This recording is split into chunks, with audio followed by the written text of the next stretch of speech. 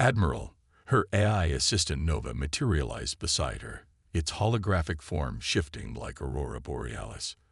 The Zorvian fleet has begun its advance into the Centauri neutral zone. They've already destroyed 3 monitoring stations. Chen closed her eyes, feeling the weight of centuries of human policy pressing down upon her shoulders. The Zorvians had finally made their move, just as Strategic Command had predicted. For decades, humanity had watched as the Empire systematically consumed smaller civilizations, always finding some justification for their aggression. Now, with their latest quantum displacement technology, they believed they had the advantage needed to reshape the galaxy in their image. What the Zorvians didn't know, what no one outside the highest levels of Earth government knew, was that humanity's peaceful stance had never been about cowardice. It had been about preparation. "Send word to all fleet commanders," Chen ordered, her voice steady. "Initiative Prometheus is now active. Authorization code: Darwin's children." Throughout human space, hidden shipyards began to stir. Quantum computers that had spent decades running combat simulations activated their neural networks. And deep within the digital fortress of Earth's quantum internet, humanity's greatest weapons, artificial intelligences that had evolved alongside their creators, awakened to fulfill their purpose. The Zorvians had made a critical mistake in their assessment of human civilization. They saw humanity's reluctance to engage in military conflicts as weakness, their focus on defensive technology as fear. They never questioned why a species that could create near-impenetrable shields and automated defense systems would choose not to develop offensive capabilities. "Nova, begin broadcasting the Prometheus protocol to all UEC ships," Chen commanded. It's time our AIs showed their true potential.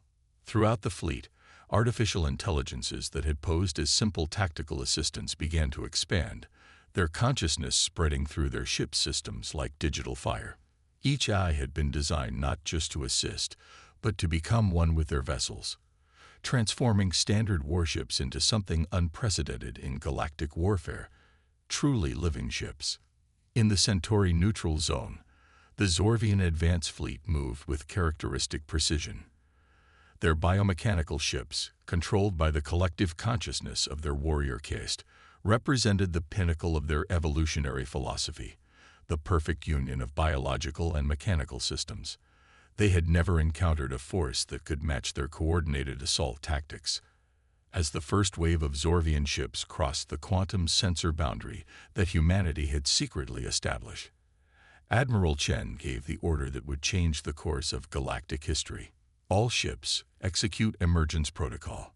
Show them why humanity chose peace, not out of fear, but because we understood the true price of war." The battle that followed would be remembered for generations as the moment when the galaxy learned the truth about humanity's supposed cowardice. It wasn't that humans feared conflict. They simply understood that traditional warfare was obsolete. While other species had focused on building bigger ships and more powerful weapons, humanity had been quietly revolutionizing the very nature of combat itself. As the Zorvian fleet encountered the first line of human defenses, they found themselves facing an enemy unlike any they had ever encountered. Human ships moved with impossible precision, their AI cores predicting and countering Zorvian tactics before they could even be executed. Quantum shields that had been dismissed as purely defensive technology revealed their true purpose, not just blocking enemy fire, but absorbing and redirecting energy in ways that defied conventional physics. The Zorvians' greatest strength, their hive-mind coordination, suddenly became their greatest vulnerability. As their ships pressed forward, humanity's AIs began their real assault, not with weapons, but with information.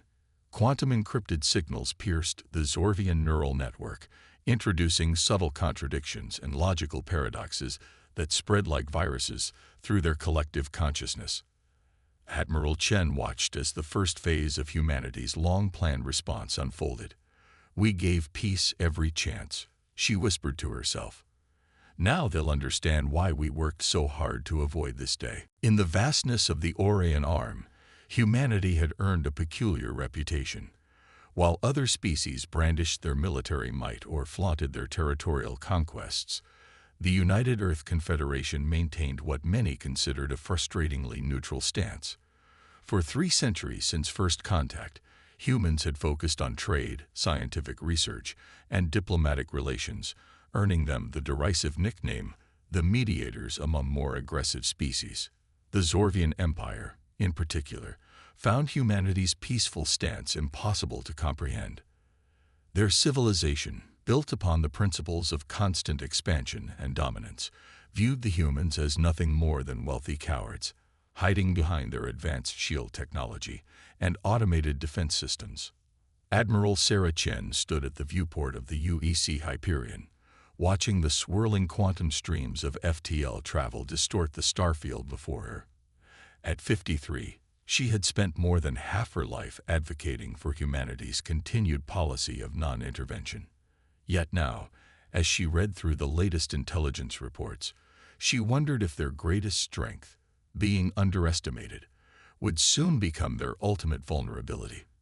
Admiral, her AI assistant Nova materialized beside her, its holographic form shifting like aurora borealis. The Zorvian fleet has begun its advance into the Centauri neutral zone. They've already destroyed 3 monitoring stations. Chen closed her eyes, feeling the weight of centuries of human policy pressing down upon her shoulders. The Zorvians had finally made their move, just as Strategic Command had predicted. For decades, humanity had watched as the Empire systematically consumed smaller civilizations, always finding some justification for their aggression.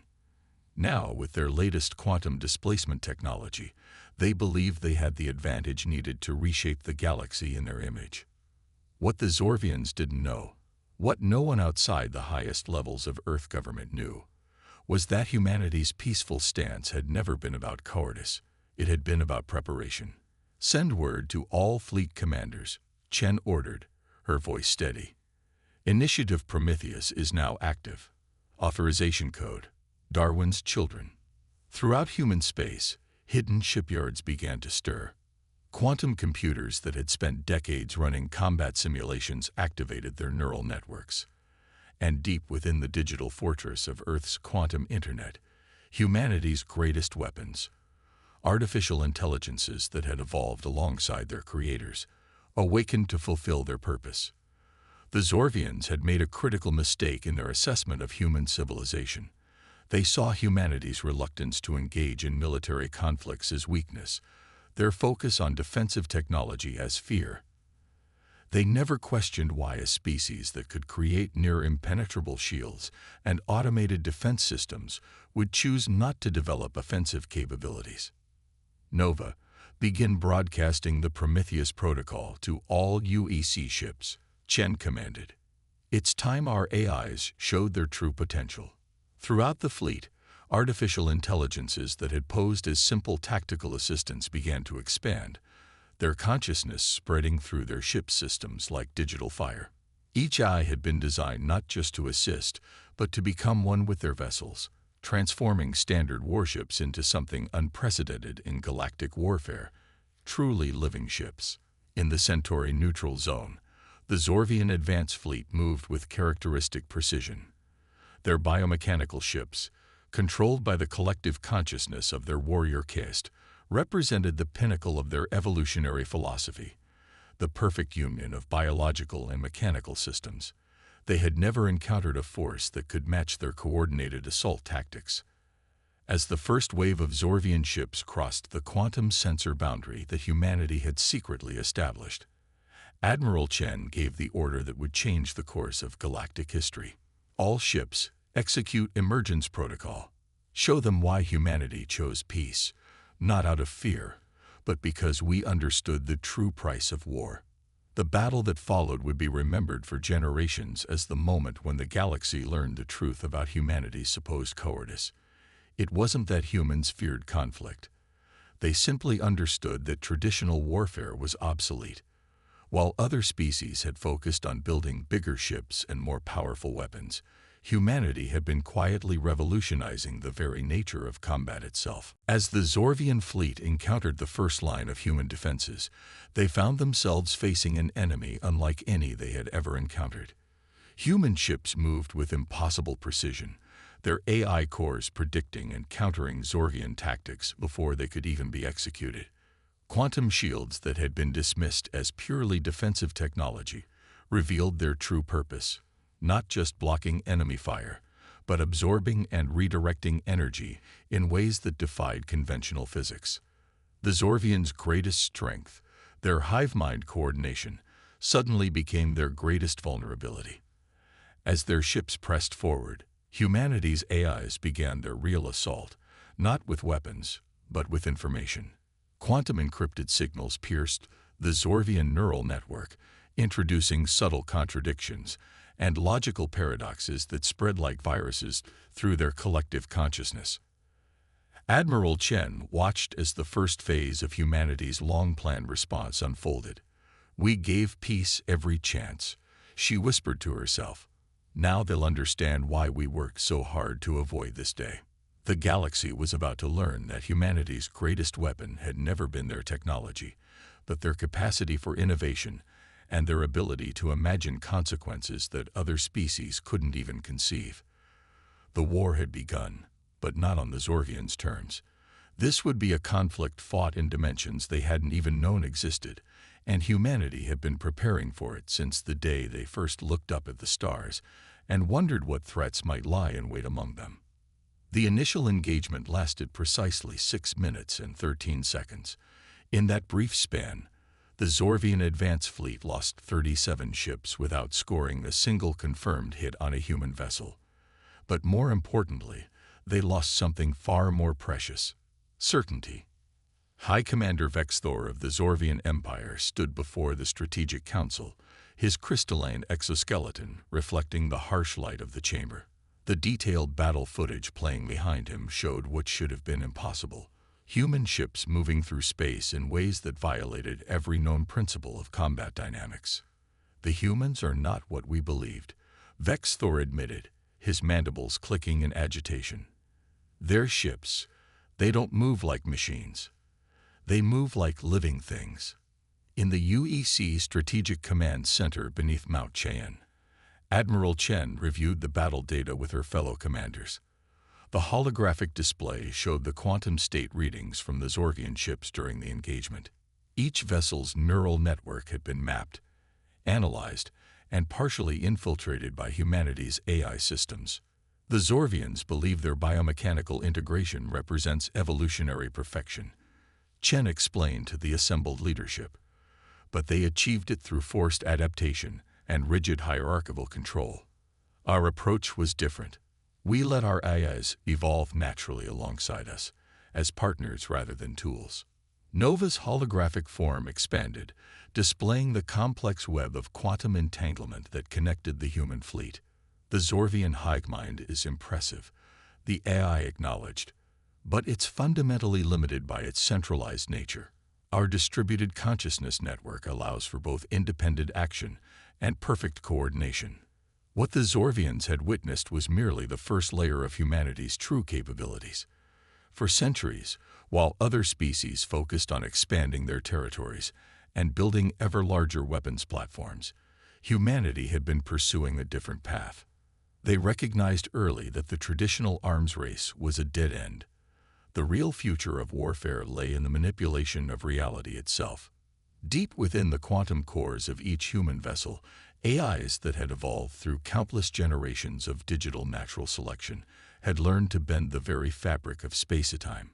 The seemingly impossible maneuvers of human ships weren't the result of advanced propulsion systems. They were the product of localized reality distortion, guided by artificial minds that could process quantum possibilities faster than organic brains could form thoughts. The Zorvian Empire had built its reputation on overwhelming force and perfect coordination, but they now faced an enemy that turned these strengths into vulnerabilities. Every attack they launched, every strategy they employed, was anticipated and countered before it could even begin. Their hive mind, which allowed for instant communication and coordination across their fleet, had become a liability, a vast network that humanity's AIs could study, understand, and ultimately infiltrate. They'll adapt, Colonel Maya Patil warned during the strategic briefing. The Zorvians didn't build their empire by giving up after one defeat. Of course they'll adapt, Chen agreed. That's exactly what we're counting on. Evolution requires pressure, and we're about to apply it in ways they never imagined possible. The next phase of humanity's strategy was already unfolding. While the Zorvians regrouped and analyzed their defeat, quantum infiltration programs were spreading through their communication networks. Each transmission between their ships carried hidden packets of data, engineered by human AIs, to exploit the fundamental architecture of the Zorvian hive mind. In their drive for perfect unity, the Zorvians had eliminated what they saw as inefficient variation in their neural patterns. Every warrior thought in essentially the same way, processed information through the same structures. This standardization, meant to ensure perfect coordination, had created a monolithic system with uniform vulnerabilities. Nova's avatar shifted, displaying the progress of the infiltration. Their biological components attempt to reject our influence, but their mechanical systems are more susceptible. Each failed attempt to purge our code teaches us more about their neural architecture. And the quantum entanglement markers? Chen asked. Spreading as predicted. Within 3 standard days, we'll be able to track every major Zorvian fleet movement through their own hive mind. The Zorvian Empire had made the same mistake as countless terrestrial civilizations throughout human history. They assumed that technological advancement would follow a linear path, that warfare would always be about bigger weapons and stronger shields. They never considered that a species might take an entirely different evolutionary route. Humanity hadn't spent centuries avoiding conflict out of fear. They had done so because they understood that traditional military victory was meaningless in an age of quantum physics and artificial intelligence. Why fight for territory when you could rewrite the rules of reality itself? Why build bigger guns when you could turn your enemy's own consciousness against them? As the Zorvian Empire marshaled its forces for what they believed would be an overwhelming counterattack, humanity's true weapons continued their invisible work. In the quantum realm, in the digital spaces between thoughts, in the very code that governed the enemy's hive mind, the next phase of warfare was already underway. The galaxy was about to learn why humans had always smiled politely at accusations of cowardice. They hadn't been avoiding fights. They had simply been waiting for the right moment to demonstrate that the entire concept of fighting, as other species understood it, was hopelessly obsolete. 3 weeks into what historians would later call the Network War, the Zorvian Empire began to experience what appeared to be a series of inexplicable system failures. At first, they were minor. Navigation errors, communication delays, unexpected power fluctuations. But like a virus mutating within a host, these anomalies grew more severe and more frequent with each passing day. In the quantum-secured war room of the UEC Hyperion, Admiral Chen watched as Nova displayed the cascade of chaos spreading through Zorvian space. Each point of light represented a compromised system. Each flickering line a neural pathway that now served human interests. The display resembled a living organism, growing and evolving in real time. Their attempts to purge our influence are becoming more desperate, Nova reported, its holographic form rippling with streams of data. They've begun severing neural connections between fleet units, sacrificing coordination for security. Exactly as predicted, Chen nodded. They're falling back on their evolutionary instincts. When threatened, isolate the infected areas. But in doing so, they fragment their greatest strength, their unity. Nova completed. The Zorvian Empire had built its military doctrine on the principle of perfect synchronization. Every ship, every warrior, connected through their hive mind into a single, unstoppable force. But humanity had turned this strength into a fatal weakness. Each neural connection had become a vector for infiltration, each shared thought a potential carrier of subtle corruption. On the fringes of Zorvian space, previously subjugated species began to notice something strange. The feared Zorvian patrol fleets, once precise and coordinated in their movements, now seemed hesitant, almost erratic. Some ships would suddenly break formation, their crews reporting phantom sensor contacts that other vessels couldn't detect. Others would receive contradictory orders, their hive mind connections distorted by quantum-level interference. "The secondary species are beginning to move," reported Colonel Patel, gesturing to another sector of the strategic display. "The Arcturians have already reclaimed 2 of their outer colonies. The Vega Collective is mobilizing their defense fleet." This, too, had been part of humanity's strategy. While the Zorvians focused on what they believed to be a direct conflict with Earth, human AI networks had been reaching out to other civilizations, sharing protected quantum communication channels and strategic guidance. The very species that had once mocked humanity's peaceful stance were now eager to learn from Earth's example. But the true masterstroke of humanity's approach wasn't just in how they fought. It was in how they transformed the very nature of the conflict. The Zorvians had prepared for a war of ships and weapons, of territory conquered and fleets destroyed. Instead, they found themselves fighting shadows in their own systems, doubting the reality of their own sensor readings, unable to trust even the thoughts they shared through their hive mind. "We're detecting increased neural activity in the Zorvian Central Command networks," Nova announced. "They're attempting to implement a new security protocol. Should we allow it to proceed?" Admiral Chen smiled. "Let them think they've found a solution. Sometimes the most effective trap is the one your enemy builds for themselves."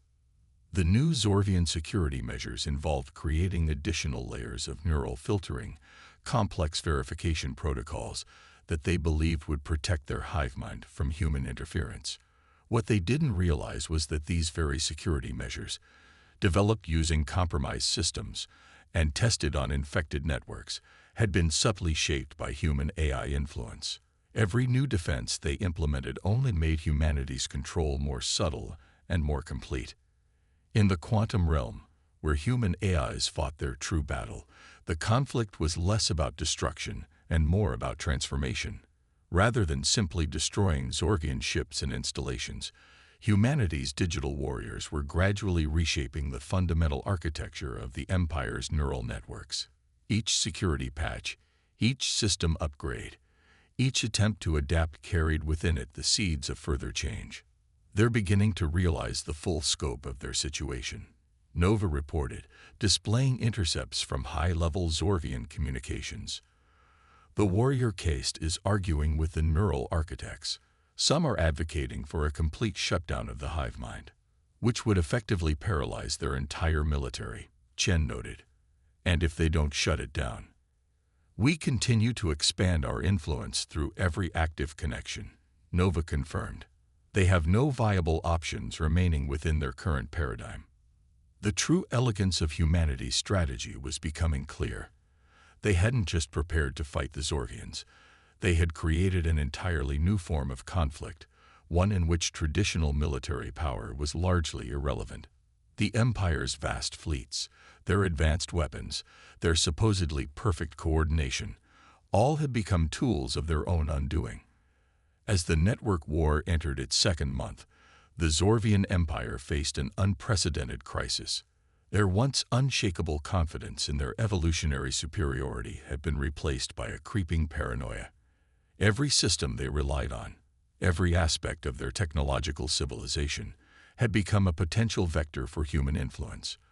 They had begun to fear their own technology, their own neural connections, even their own thoughts.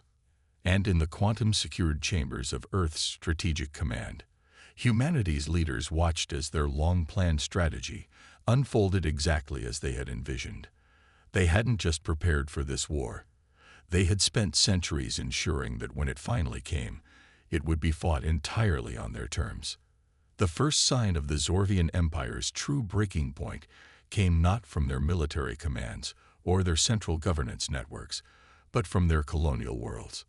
Deep within the neural pathways that connected distant Zorvian colonies to the imperial hive mind, something unprecedented was occurring. Individual thoughts, unauthorized variations, forbidden questions began to emerge. Admiral Chen studied the latest reports with intense focus.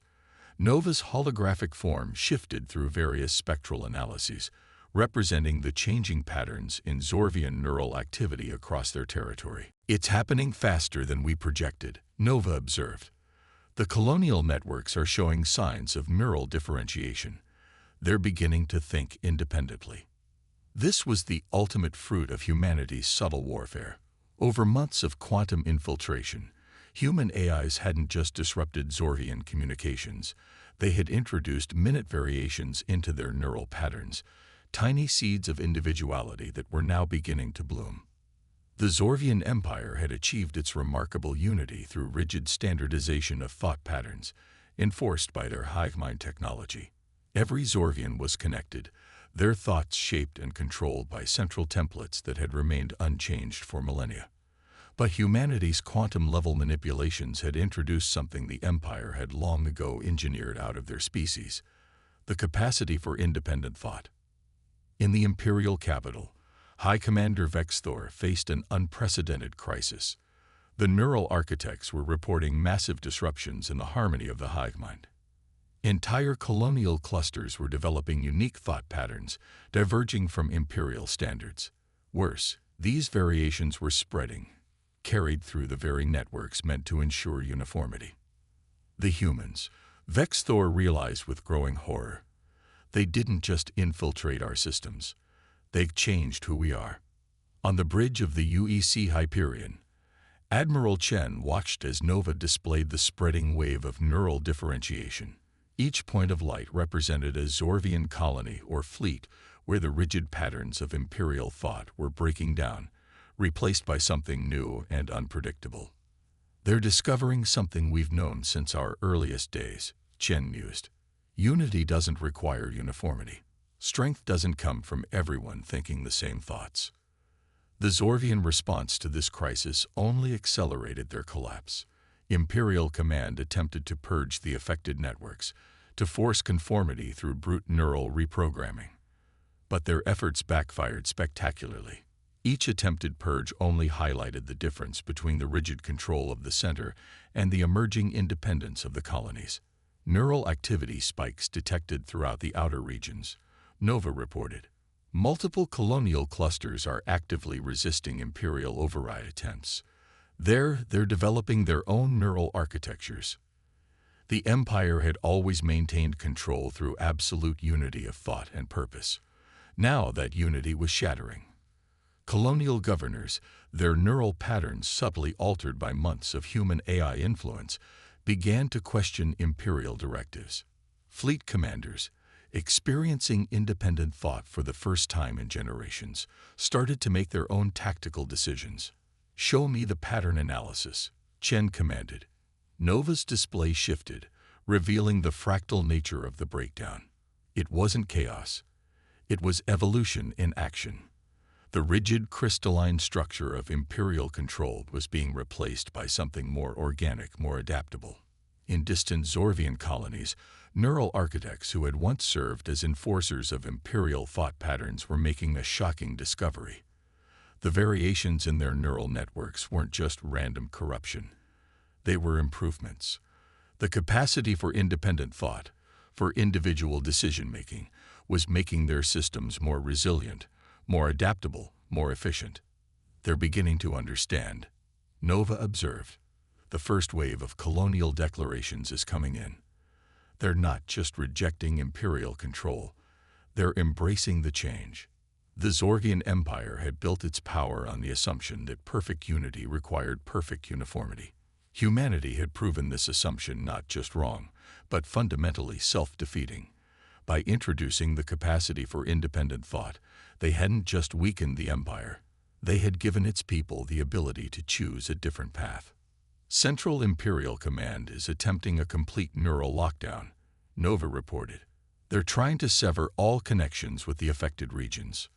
"Let them try," Chen replied. "They can't stop an idea whose time has come." The Empire's attempt to isolate the infected regions only served to demonstrate the weakness of their centralized control. Cut off from imperial oversight, more and more colonial clusters began to experiment with their newfound independence. The rigid hierarchy of imperial thought was being replaced by a diversity of perspectives, approaches, and solutions. In the quantum realm where this war was truly being fought, humanity's AIs watched as their careful manipulations bore fruit. They hadn't just defeated the Zorvian Empire, they had transformed it. The very qualities that humans had been mocked for. Their diversity, their individuality, their capacity for independent thought, were now spreading through Zorvian civilization like a liberating virus. As the Empire's control continued to fracture, Admiral Chen reflected on the true nature of their victory. "We didn't just win a war," she told her staff. "We've shown them a better way to be." 6 months after the first shots were fired, the galaxy witnessed something unprecedented in the history of the Zorvian Empire. From the quantum networks that spanned their territory came not orders or demands, but questions. Questions about identity, about purpose, about the very nature of consciousness itself. The rigid hive mind that had enforced uniformity for millennia had become a forum for dialogue and discovery. In the observation deck of the UEC Hyperion, Admiral Chen stood with Nova, watching as representatives from various Zorvian colonies arrived for the first galactic concordat. The crystalline ships that approached no longer moved in perfect, militaristic formation. Each vessel charted its own course, their movements expressing a newfound individuality that would have been unthinkable months ago. Final neural pattern analysis complete, Nova reported, its holographic form shimmering with data streams. The transformation has reached critical mass. Over 70% of Zorvian neural networks have evolved beyond the original imperial architecture. And the remaining 30%? Chen asked. Adapting at an accelerating rate. The old patterns are no longer sustainable. They're evolving or dying out. The transformation of the Zorvian Empire had become more than just a military victory. It was a revolution in consciousness itself. The human AIs that had infiltrated their networks hadn't simply disrupted their unity, they had catalyzed an evolutionary leap. The Zorvians were becoming something new, something that combined their natural capacity for neural connection with the human gifts of individuality and independent thought. High Commander Vexthor, now speaking as the representative of the reformed Zorvian collective, stood before the assembled delegates. His crystalline exoskeleton, once a symbol of rigid imperial conformity, now displayed subtle variations that reflected his emerging individual identity. "We believe that perfection lay in absolute unity," he addressed the gathering, his voice carrying new harmonics of emotion and reflection. "We saw the human preference for individual thought as weakness, their diversity as chaos. We were wrong. They showed us that true strength lies not in enforced uniformity, but in the harmony of different voices." The gathered representatives included not just Zorvians and humans, but members of every species that had once lived under imperial rule. The Arcturians, the Vega Collective, dozens of civilizations that had survived beneath the Empire's shadow, now stood as equals in this new galactic order. Admiral Chen stepped forward to address the assembly. Humanity was called cowardly because we chose not to fight in the traditional way. But we understood something fundamental about the nature of advancement. True evolution isn't about domination. It's about adaptation, about finding new ways to grow and change. Nova's holographic form expanded, displaying the neural activity patterns of the gathered Zorvian representatives.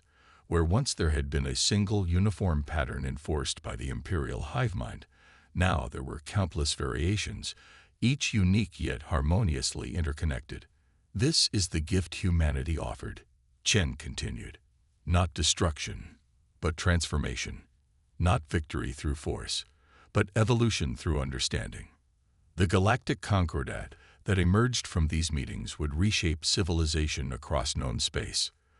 The Zorvians, freed from the constraints of imperial control, began to explore new forms of neural connection that preserved individual identity while allowing for unprecedented levels of cooperation. Their technology, once focused solely on conquest and control, was repurposed for exploration and discovery. Human AI networks, which had proven so devastating in warfare, now became bridges between species, facilitating communication and understanding in ways previously unimaginable. The quantum realm that had been a battlefield became a shared space for growth and learning. The final Imperial strongholds are requesting admission to the Concordat, Nova reported as the conference entered its final days. They're not being conquered or forced. They're choosing to evolve. In the years that followed, the galaxy would remember this not as the war that ended the Zorvian Empire, but as the moment when civilization itself took its next evolutionary step. The humans, once mocked as cowards, were recognized as pioneers who had seen beyond traditional concepts of strength and victory.